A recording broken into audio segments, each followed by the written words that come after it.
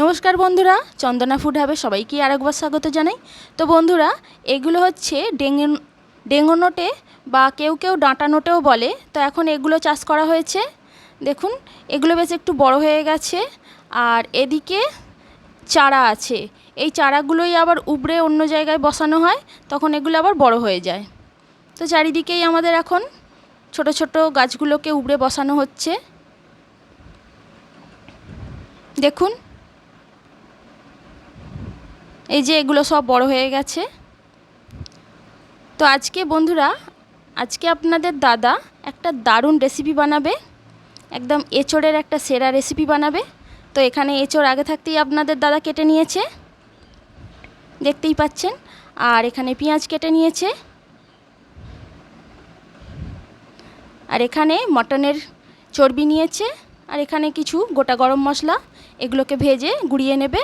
আর এখানে চার মগজ আর পোস্ত নিয়েছে। তো আপনাদের দাদা এখন চর্বিগুলো একটু ছোট ছোট করে পিস করে নিচ্ছে, কারণ দোকানে পিসগুলো খুব বড় বড় করে দিয়েছিল। এবার এখানে পিসগুলো করা হয়ে গেছে। আর এখানে একটা টমেটো, আদা রসুন বাটা, টক দই নিয়ে নিয়েছে, চার মগজ আর পোস্তটা এবার বেটে নিচ্ছে। এটা মিক্সিতেই দেওয়া হচ্ছে, কারণ এখন আর হাতে তো কেউ বাটেই না, সব মিক্সিতেই চলে। আর এর মধ্যে একটু টক দই মিশিয়ে নেবে, প্রায় 2 চামচের মতন টক দই দিয়ে দেওয়া হবে। তো বন্ধুরা, এই রেসিপিটা আপনাদের দাদা খুবই সুন্দর তৈরি করে, আমি আগেও বলেছি। আর যেসব বাড়িতে কর্তারা রান্না করতে পারে, সেসব বাড়িতে তো আর কথাই নেই। কারণ ধরুন, অনেক সময় কি হয়, আমাদের মন মেজাজও ভালো থাকে না, আর শরীর টরীরও মাঝে মাঝে খারাপ হয়। তখন মনে হয় কেউ যদি একটু রান্না করে দিত তাহলে ভালোই হতো।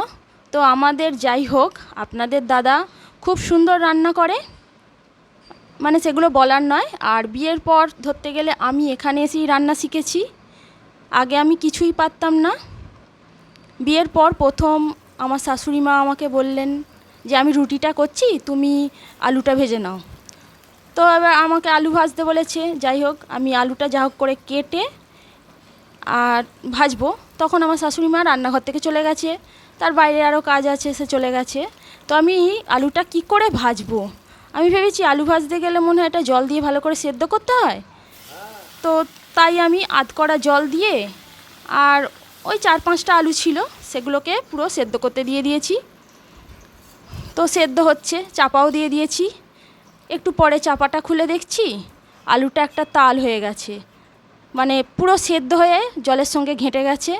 তাও কি করলাম, সেটাকে আবার জলটাকে পুরো মেরে যখন করছি, আমি এটাকে এবার ভাজবো কী করে বলে তার মধ্যেই অনেকটা তেল দিয়ে দিয়েছি। দেখছি কড়ার মধ্যে একদম লেগে, সে মানে কি হচ্ছে। আবার সেটাকে নাবিয়ে আবার কড়া থেকে সেই চোঙা অংশটা ফেলে দিচ্ছি, আবার তেল দিয়ে আবার ওটাকে দিচ্ছি। মানে এই 4-5 বার করতে করতে আলুর তো কিছুই নেই, লাস্টে একটা আলু ভাতের মতন তাল হয়েছে। তো তখন শাশুড়ি মা এসে বলছে, হ্যাঁ গো, আলু ভাজা কোথায়? আমি বলছি, এ তো আলু তো আর ভাজা হচ্ছে না, এরকম হয়ে যাচ্ছে।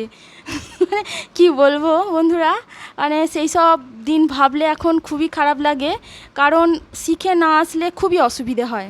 তাই আমার মেয়ে এখন উচ্চ মাধ্যমিক দিয়েছে, তো ওকে আমি বলছি, বাবা তুই এখন থেকে একটু কাজ ফাজ শিখে রাখ, কারণ ভবিষ্যতে এরকম ভুল যেন না হয়। ও এখন মোটামুটি এটা ওটা শিখছে। টোটাল আলু ভাজা পরোটা তো করতেই পারে। আমার সময় সত্যি আমার খুবই অসুবিধা হয়েছে, তখন আমি ক্লাস 9-এ পড়ি।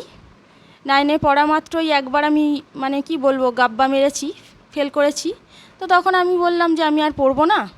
তখন এবার বাবা মা ডিসাইড করলো যে হ্যাঁ, এবার বিয়ে দিয়ে দেওয়া হবে। তো যাই হোক, তো আমি রান্নাবান্নায় প্রচুর সমস্যায় পড়েছিলাম। তো আপনাদের দাদা ধরতে গেলে এখানে পুরোটাই আমাকে রান্নাবান্না শিখিয়েছে, করেছে। হ্যাঁ, তো যা শেখা ওর থেকেই শেখা। তাই আমাদের বাড়িতে সত্যি খাবার কোনো অসুবিধা হয় না। একজনের যদি কিছু হয় আর একজন আছে। তো আপনারা পুরো রান্নাটা অবশ্যই দেখে নিন। আমি তো বকবক করছি, আর আপনাদের দাদা ওদিকে রান্না করছে। দেখতেই পাচ্ছেন কালারটা এত সুন্দর হয়েছে। এটা কিন্তু কোনো কাশ্মীরি লাল লঙ্কা নয়, এগুলো যে শুকনো লঙ্কা কিনতে পাওয়া যায় দোকানে, ওগুলোই এনে আমরা রোদ্দুরে গরম করে মিক্সিতে করে নিই। এই লঙ্কাটার কালারটা এতটাই সুন্দর হয়, দেখতেই পাচ্ছেন একদম কাশ্মীরি লাল মির্চির মতনই কালারটা, কিন্তু এটা কিন্তু ঝাল লঙ্কাই।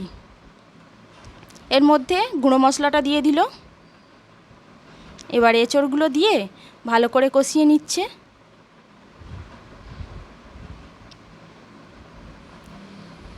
তো বন্ধুরা, যারা আমার চ্যানেলের নতুন দর্শক, এখনও যারা চ্যানেলটি সাবস্ক্রাইব করেননি, প্লিজ চ্যানেলটিকে সাবস্ক্রাইব করে আমার পাশে অবশ্যই থাকবেন। আর বন্ধুরা, আপনারা হয়তো অনেকেই দেখছেন কিন্তু লাইক করতে ভুলে যাচ্ছেন আর কমেন্ট করতেও ভুলে যাচ্ছেন। তারা প্লিজ একবার লাইক কমেন্ট করে আমার পাশে থাকুন। সেইভাবে ভালো করে কষিয়ে নিন। এইবারে চারমগজ আর পোস্ত যে বাটাটা ছিল ওটা আর একটু ভালো করে জল দিয়ে গুলে এবারে এঁচড়ের মধ্যে দিয়ে দিন। এই রেসিপিটা এতটাই অসাধারণ খেতে হয়, বাড়িতে একবার না করলে বুঝতে পারবেন না।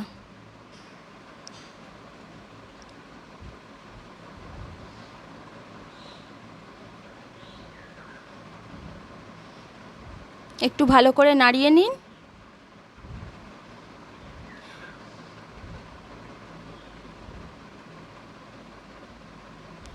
তো যে সমস্ত বন্ধুরা আমাকে কমেন্ট করে জানাচ্ছেন, তাদের আমার তরফ থেকে অসংখ্য ধন্যবাদ জানাই। এবারে যে মশলাটা ছিল সেটাতে একটু জল দিয়ে ভালো করে গুলে দিয়ে দিন।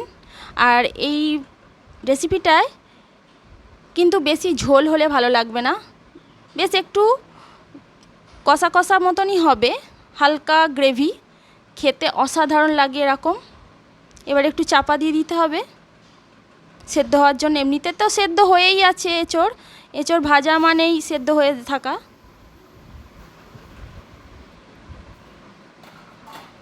5 মিনিটের মতন চাপা দিয়ে দিয়েছিল, ব্যাস এবারে একদমই হয়ে এসছে।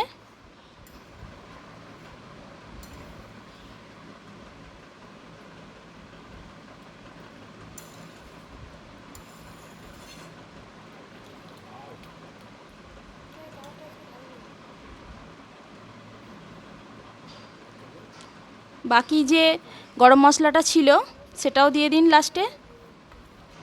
নাবাবার আগে দিলে গন্ধটা তো খুব সুন্দর থাকেই।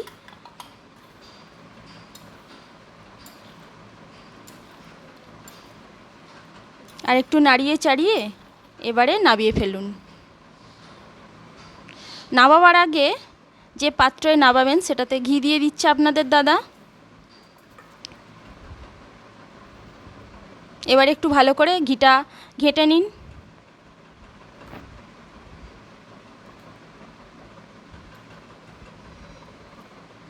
দেখতে অপূর্ব হয়েছে আর খুবই সুন্দর একটা সুগন্ধ বেরিয়েছে। দুপুরবেলা ভাত দিয়ে বা রাত্রে রুটি দিয়ে এরকম তরকারি একদম জমে যাবে। তো বন্ধুরা, আজকের রেসিপিটা যদি ভালো লাগে বাড়িতে অবশ্যই একবার ট্রাই করবেন। আর সবাই সুস্থ থাকবেন, ভালো থাকবেন। ধন্যবাদ বন্ধুরা। আর এরকম নিত্য নতুন রেসিপি দেখতে আমার চ্যানেলটিকে অবশ্যই সাবস্ক্রাইব করে পাশে থাকবেন।